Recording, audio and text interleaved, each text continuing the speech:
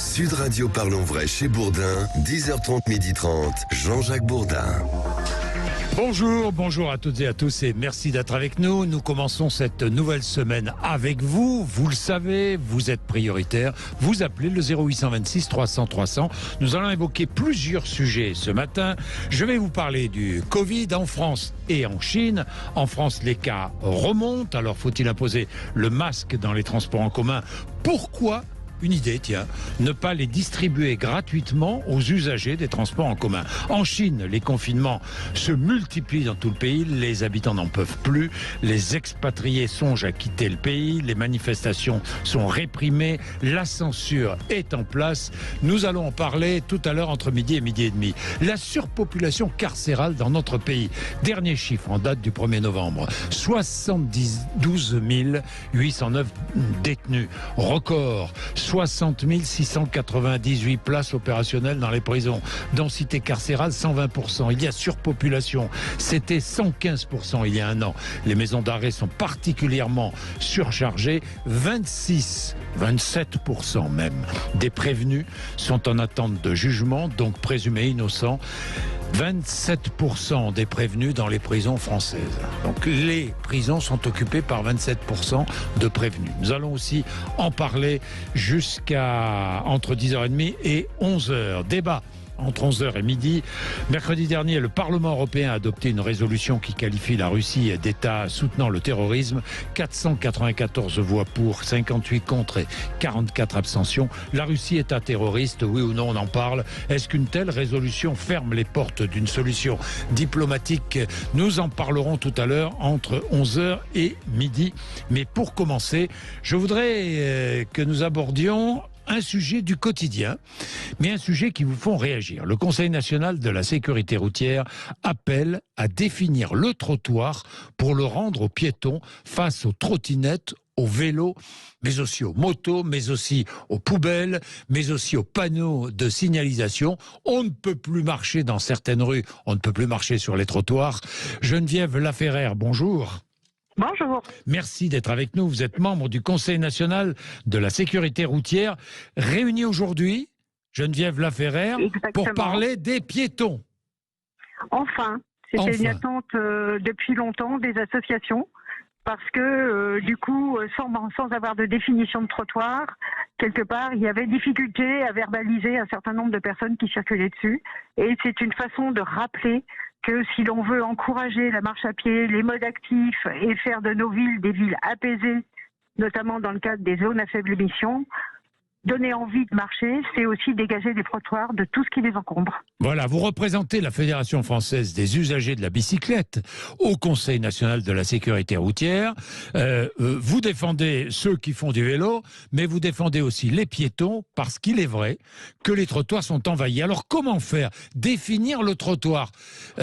Comment définir le trottoir? Eh bien, en fait, aujourd'hui, il n'y a pas de définition du trottoir, donc le trottoir, c'est ce qui reste.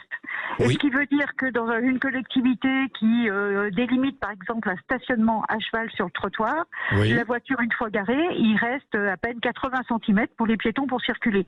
Donc, si vous avez une poussette et un enfant à la main, vous devez descendre de cette partie du trottoir occupée par la voiture pour marcher dans la rue et prendre le risque, en effet, d'être renversé par une autre voiture. Donc, il y avait urgence. C'est pas obligatoirement les trottinettes, c'est comme vous l'avez dit, tous les usages illicites aujourd'hui qui encombrent les trottoirs, sachant que les trottoirs, d'année en année, on les a réduits de plus en plus pour faire passer des automobilistes et aujourd'hui, en effet, des vélos. Mais c'est une nécessité de revenir à des usages plus modérés de la voiture dans nos villes et donc d'encourager tous les autres modes. Et y compris la trottinette. Mais la trottinette, en effet, sur les chaussées et pas au niveau des piétons, puisque les vitesses de circulation ne sont pas les mêmes. Ça veut dire quoi? Ça veut dire qu'on pourrait sanctionner toutes celles et ceux qui utilisent le trottoir comme, je sais pas, comme une chaussée, quoi, comme la route. On peut, entre guillemets, déjà, quand on le veut, déjà sanctionner. Oui. On peut déjà, mais la définition du trottoir n'existant pas, certains en profitent pour dire que finalement c'est difficile de verbaliser et difficile de considérer que seuls les piétons ont le droit d'être dessus. Donc ce rappel à l'ordre permettra en effet de prévenir tout le monde du fait qu'aujourd'hui on n'est plus dans de la prévention, dans de la recommandation, éviter d'utiliser les trottoirs quand vous êtes à vélo ou en trottinette ou en autre mode d'ailleurs, parce qu'il y a toute autre sorte de mode aujourd'hui qui sont classés dans les engins de déplacement motorisés ou pas. Et voilà, rendre la place aux piétons et notamment tout ce qui est trottinette en libre service, garé n'importe comment, laissé à l'abandon sur un trottoir, parce que les personnes à mobilité réduite, les personnes avec un handicap visuel ne peuvent pas détecter ou détectent trop tard ces engins. Évidemment, des trottinettes abandonnées sur... Oui, pardon. À un carrefour, quand vous roulez sur un trottoir, oui. et ben, au moment où le piéton débouche de l'angle de rue de l'autre côté, il y a souvent donc des blessés graves issus de ces chocs. Bah évidemment, évidemment, avec ces trottinettes qui gisent abandonnées sur les trottoirs. Alors, Patrick a un témoignage, 0826 300 300. Patrick est à Paris. Bonjour oui. Patrick. Oui, bonjour. Justement, ça tombe pile poil. Hier, en sortant de la piscine, j'ai failli être renversé de justesse par deux jeunes loupards sur une trottinette. Oui. Je suis dans ma 74e année. Ça m'aurait valu 2-3 jours d'hôpital et peut-être 6 mois de rééducation. Mais je pense qu'en France, on parle beaucoup. Est-ce qu'il n'y aurait pas un problème des institutions? Parce qu'il y a tout de même des lois qui existent qui n'autorisent pas les engins soit genre trottinette, vélo ou même motorisé de circuler sur les trottoirs. Est-ce qu'on ne pourrait pas s'inspirer un petit peu de ce qui se passe dans les pays voisins? Mais dans les pays nordiques notamment, on a moins de risques parce que la population respecte la loi. Geneviève Laferrère, c'est pas cela? Alors, pas seulement. Pas seulement, il y a deux choses. Aujourd'hui, ils sont reconnus comme des piétons, les trottinettes qui ne sont pas motorisées, et donc tous les engins de déplacement, y compris les skateboards, qui ne sont pas motorisés. Et donc cela, aujourd'hui, la question est de pouvoir les laisser sur la chaussée, dans des aménagements cyclables notamment. Sauf que notre pays est très en retard pour la création d'aménagements cyclables, de pistes et de bandes, alors que dans les pays nordiques, bien évidemment, ils ont anticipé sur cette problématique. Donc il nous faut plus d'aménagements pour ces nouveaux modes, plus de place, et ça veut dire du coup, parce que l'espace est contraint, de libérer l'espace public de ces modes, ça veut dire de libérer aussi de la place côté voiture. Et voilà, de limiter la circulation des voitures. Disons clairement les choses, Geneviève Laferrère. Patrick? Oui. Oui. Est-ce qu'il faut, pour garantir la sécurité des piétons, d'abord interdire à tout autre engin, je ne parle même pas des engins motorisés, à tout autre engin la circulation sur les trottoirs et en parallèle, évidemment, augmenter le nombre de pistes cyclables ou de pistes destinées à la trottinette et réduire évidemment la chaussée pour les voitures? Quand elles roulent trop vite. Oui. Mais par contre, si vous voulez mon avis, si on met les zones à 30 de manière beaucoup plus généralisée, tout le monde peut cohabiter de manière beaucoup plus sereine. En roulant à 30. Patrick? Voilà, c'est un plus de mettre effectivement des voies pour ces genres, disons, de locomotion, de trottinettes. Mais cela dit, il y a quand même une évolution parce que les trottinettes à pied non motorisées, il n'y en a pratiquement plus. De moins en moins, oui, c'est vrai. De moins en moins. Ça peut être un plus, mais le problème aussi, c'est l'identification. Lorsque moi, il m'arrive de me faire flasher parce que je suis à 2 ou 6 km/h de plus, ok, je suis mis à l'amende parce que on voit ma plaque d'immatriculation. Mais qu'en est-il pour les autres? Est-ce qu'on a pensé, est-ce que nos chers députés qui restent dans leur chambre ont pensé éventuellement à confisquer, par exemple, les engins qui sont susceptibles de porter atteinte? Que dit la loi? On va demander, Patrick, vous posez de bonnes questions. Nous allons demander à Geneviève Laferrère, que dit la loi aujourd'hui? Pour tout ce qui est engin motorisé, notamment trottinette motorisée, il y a l'obligation d'une identification, en effet, et de port de casque, d'avoir des freins, etc. Il y a toute une législation qui existe, mais il faut reconnaître qu'aujourd'hui, c'est de manière assez laxiste qu'elle peut être il n'y a pas du tout de verbalisation. Ça existe. Très peu. Si. Il y a des villes qui ont pris le taureau par les cornes et qui verbalisent. Et qui verbalisent. Oui, Mais Oui. à l'échelle du problème, comme le dit la personne, c'est souvent prendre Patrick. sur le fait une trottinette qui passe trop près d'une porte cochère et qui peut bousculer quelqu'un. Et ben c'est vrai qu'aujourd'hui, on n'a pas les moyens, je dirais, d'être uniquement dans cette répression-là. Oui. Bah oui, je dirais, avoir des lois, c'est bien, mais les faire appliquer, c'est autre chose. Oui. Bon, ça ne reste que du papier, on dirait. Bien, merci Patrick dans Voilà. tous les cas pour votre témoignage. Geneviève Laferrère, merci. Ça vous fait réagir, 0826 300 300. Quelle solution? Allez-y, vous avancez vos solutions, vous n'hésitez pas. Nous allons parler de toute autre chose dans un instant, la surpopulation carcérale. Vous savez que c'est un phénomène récurrent malheureusement dans notre pays. Derniers chiffres qui viennent de tomber, 72 809 détenus, chiffre du 1er novembre dans les prisons françaises. C'est un record absolu. La densité carcérale est à 120%. Nous étions à 115%. Les maisons d'arrêt sont particulièrement surchargées. Dans les maisons d'arrêt, il y a 27% de prévenus. 27% de prévenus en attente de jugement, donc personne innocente. Il est 10h42, à tout de suite.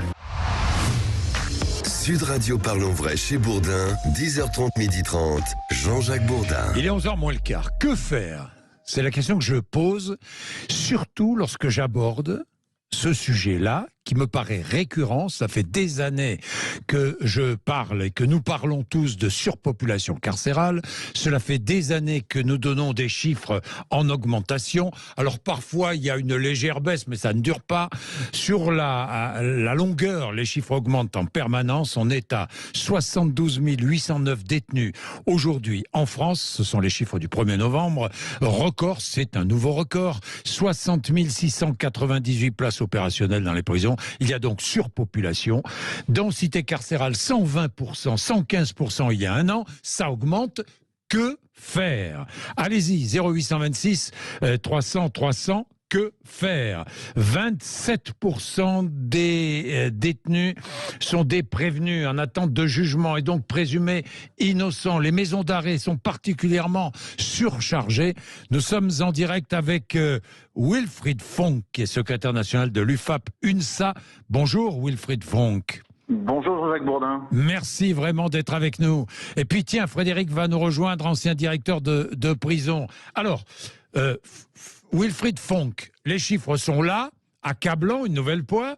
Ça veut dire que 2225 personnes incarcérées dorment sur des matelas, sur le sol, ce qui n'est bon pour personne, évidemment pas pour les détenus, mais évidemment pas non plus pour le surveillant pénitentiaire, pour le bon ordre dans la prison. Que faire, Wilfried Fonck? Écoutez, que faire? Ça fait, je pense, 150 ans que tout le monde se pose la question, parce qu'il ne faut pas oublier qu'en 1875, il y a la loi Béranger qui institue l'encellulement individuel comme étant un principe. Aujourd'hui, on se rend compte 150 ans plus tard, ou presque, que rien n'est fait. C'est-à-dire qu'on a 150 ans d'absence de volonté politique, 150 ans d'absence et de manque d'ambition pour l'administration pénitentiaire. Rien ne change, rien ne bouge. Alors effectivement, on peut parler des conditions de détention. Moi, je vais vous parler des conditions de travail de mes collègues sur le terrain. La surpopulation, ça veut dire des cellules surencombrées, suroccupées, ça veut dire 4 personnes dans une cellule de 9 à 12 mètres carrés, ça veut dire des tensions, et ces tensions engendrent des violences dont les premières victimes sont les personnels pénitentiaires. Ben évidemment, ça c'est le constat. Mais je repose la question, Wilfried Fonck, que faire? Parce que certains disent il faut envoyer de plus en plus de monde en prison, condamner. Oui, on est d'accord, il faut condamner. Je regarde aussi, 25% des détenus sont étrangers. Alors, certains vont nous dire, ces détenus, il faut les renvoyer chez eux. Oui, non mais d'accord. Mais si le détenu est étranger, et s'il est détenu dans une prison française, c'est qu'il a commis un crime sur le territoire français. Donc on ne va pas tout de suite le renvoyer. Il faut bien qu'il purge sa peine. Wilfried Fonck, que faire? Aujourd'hui, je pense qu'on est confronté à un double problème. On est confronté d'abord à un problème capacitaire, c'est-à-dire que nous n'avons pas le nombre de places suffisant pour pouvoir incarcérer l'ensemble des détenus dans des conditions dignes et de pouvoir permettre au personnel d'exercer les missions qui sont les leurs dans des conditions optimales. Ça, c'est la première chose. Le second constat, c'est qu'aujourd'hui, il va falloir s'arrêter et se poser la bonne question. C'est-à-dire, qu'est-ce qu'on fait de la politique pénale en France? Est-ce qu'on continue à faire la prison pour tous et pour tout? Et en ce cas-là, c'est pas le plan 15 000 qui nous est annoncé pour 2027 au mieux, et je dis bien au mieux parce qu'a priori les chantiers prennent des retards et donc on n'est pas certain d'avoir les nouvelles places pour 2027. Ou est-ce qu'à un moment donné, on se dit, oui, effectivement, entre les gens qui sont en prison, qui devraient pas l'être, ceux qui n'y sont pas et qui devraient l'être, grosso modo, c'est pas 15 000 qui nous en faut, mais c'est 150 000. Donc, effectivement, la politique pénale, à un moment donné, il va falloir qu'on s'arrête et qu'on se pose les vraies questions. Seulement là, c'est sur là-dessus que je reviendrai, c'est qu'effectivement, en termes de politique, on a un manque de volonté cruciale concernant la prison en France. Et aujourd'hui, n'oublions pas qu'après la prison, il n'y a plus rien. C'est-à-dire que si les personnels ne sont pas en mesure de pouvoir exercer leur mission, tout ce que l'on fait concernant la réinsertion des détenus, tout ce que l'on fait concernant la lutte contre la récidive qui n'est toujours pas inscrite dans la loi comme étant une mission d'administration pénitentiaire, tout ça ne restera que des mots. Bien, Wilfried Fonck, donc que faire? Je repose sans cesse la même question que vous posez vous-même, que vous posez au pouvoir politique, mais que l'on pose aussi aux citoyens. Parce que bon, il faut trouver des solutions. Alors, sur la construction de prisons, il y a ce plan, vous avez raison, et ce plan prend du retard. Pourquoi prend-il du retard, Wilfried Fonck? Aujourd'hui, on est confronté a priori, et alors ça ne vient pas de moi, hein, ça vient de la commission des lois du Sénat. Oui. Donc je vais me baser sur ce que nous disent nos parlementaires. C'est qu'aujourd'hui, on est confronté à la crise énergétique, à des problèmes de matériaux, en tout cas au niveau des fournitures, et un problème de recrutement dans le bâtiment et les travaux publics, ce qui fait qu'on n'est pas certain qu'effectivement les places promises pour 2027 soient effectivement livrées dans les temps.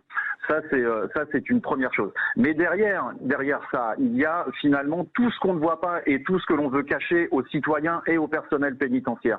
C'est-à-dire que l'administration pénitentiaire n'est pas dans un objectif de vouloir lutter contre la surpopulation carcérale. Elle annonce déjà elle-même des taux de suroccupation prévus pour 2023, 2024 et 2025 qui vont s'étendre d'entre 133% et 140%.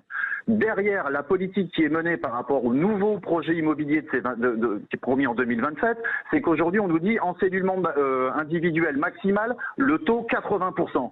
Bon, alors on fait quoi? On continue toujours, comme l'a fait l'Assemblée nationale il y a de ça quelques temps, de renouveler en catimini le moratoire sur l'encellulement individuel pour 5 ans en plus. C'est-à-dire qu'au lieu de s'arrêter le 31 décembre 2022, ça va s'arrêter le 31 décembre 2027.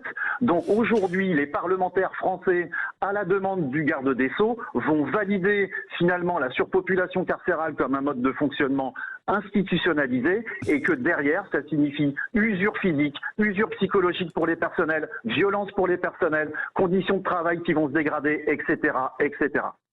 Il y a une hypocrisie totale dans ce pays. Wilfried Fonck, vous allez peut-être être d'accord avec moi, je ne sais pas. Les prisons, tout le monde demande la construction de prisons, mais quand dans une commune, on parle à la population de construction de prisons, la population n'en veut pas. En général, bien souvent, elle ne veut pas de prison près de chez elle, sous prétexte que ça dévalorise la valeur de l'habitat. Par exemple, la surpopulation, vous avez raison, on institutionnalise la surpopulation. Il faut savoir aussi que pour construire des prisons, il faut un certain nombre d'années. Ça ne se fait pas du jour au lendemain. Enfin, tout ça mis bout à bout. Et puis avec la demande logique de la population d'une plus grande incarcération, d'une plus grande sévérité face aux crimes ou aux délits, eh bien on se retrouve avec la situation dans laquelle on est. Oui, effectivement. Et puis j'ajoute, Wilfried Fonck, j'ajoute la lenteur de la justice qui fait qu'il y a dans de nombreuses prisons françaises, des maisons d'arrêt notamment, beaucoup de prévenus. Alors, les maisons d'arrêt, j'ai envie de vous dire, Jean-Jacques Bourdin, elles sont faites pour accueillir les prévenus. Oui. C'est l'origine de tout ça. Aujourd'hui, le vrai problème, au-delà des délais de justice qui sont ce qu'ils sont, c'est que vous avez dans les maisons d'arrêt des détenus qui sont condamnés définitivement, c'est-à-dire qu'ils ont épuisé l'ensemble des voies de recours et qui ne sont pas affectés dans des établissements pour peine. Il est là aussi le vrai sujet. C'est-à-dire qu'aujourd'hui, vous avez des personnes qui n'ont plus rien à faire dans les maisons d'arrêt. Oui, oui. Alors, Frédéric est avec nous à Carcassonne, dans l'Aude, ancien directeur de prison. Bonjour Frédéric. Oui, bonjour Jean-Jacques, bonjour Wilfried. Bonjour. Donc alors... je vous écoute avec attention, je suis plutôt d'accord avec ce que dit Wilfried sur pratiquement tout. Mais la réponse à votre question, qu'est-ce qu'il faut faire? Oui, et oui, que faire?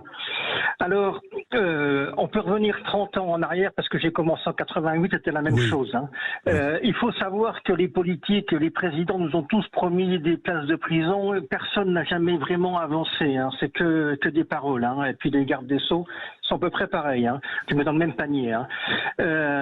Moi, ce que je voudrais dire, il faudrait un vrai Grenelle de la sécurité avec la justice, les magistrats, tout ce qui est force de police à la pénitentiaire.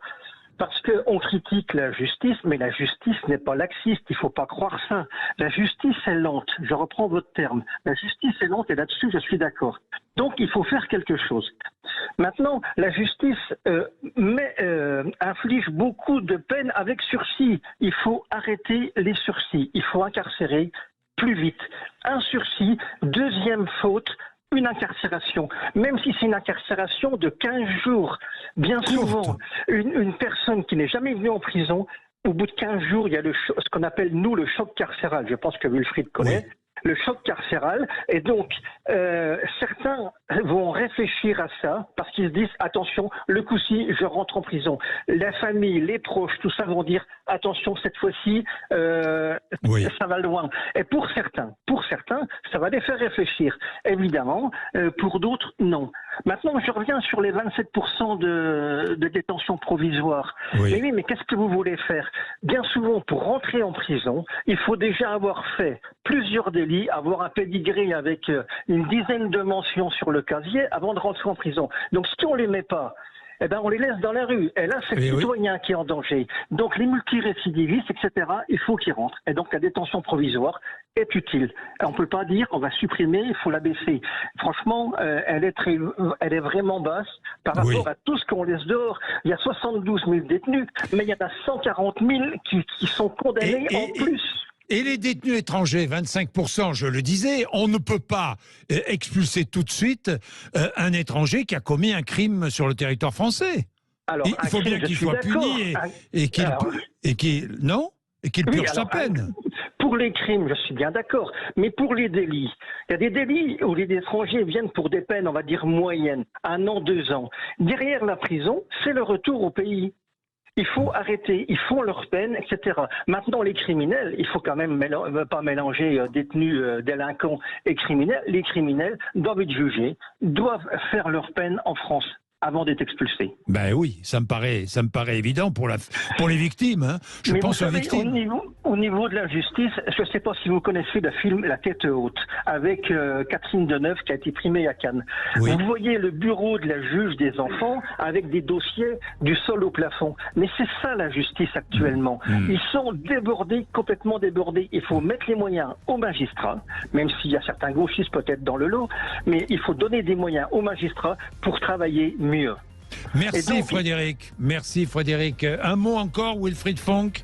Vous voulez ajouter quelque chose ou pas? Oui, moi ce que je voudrais ajouter, c'est que au-delà d'un vaste plan pour la justice, c'est surtout un plan d'urgence pour l'administration pénitentiaire et de se poser la vraie question, comment rendre le temps de l'incarcération un temps utile pour tout le monde, c'est-à-dire pour la victime, pour la société et pour le détenu. Parce qu'aujourd'hui, ce temps d'incarcération, qu'on se le dise, il ne sert strictement à rien puisque les personnels ne sont pas en capacité d'exercer les missions qui sont les leurs. Et ça, c'est regrettable quand on sait que derrière nous, il n'y a plus rien. Bien, merci beaucoup. Hein. Merci Wilfried Fonck, passionnant. Vous avez votre avis 826 300 300, il est 10h58, c'est ainsi tous les matins sur Sud Radio. Dans un instant, je vais vous parler de la Russie. Pourquoi? Parce que mercredi dernier, le Parlement européen a adopté une résolution qui qualifie la Russie d'État soutenant le terrorisme. La Russie État terroriste, oui ou non? Est-ce qu'une telle résolution ferme les portes d'une solution diplomatique en Ukraine? Ça nous donne l'occasion de parler de l'Ukraine, de l'agression russe. Dans un instant, Nathalie Loiseau, députée européenne Renaissance, sera avec nous, ainsi que Nicolas Bay, député européen, vice-président exécutif de Reconquête, et Karima Deli, qui est députée européenne Les Verts. Débat sur l'antenne de Sud Radio, dans notre studio, dans 3-4 minutes après les infos, 10h58.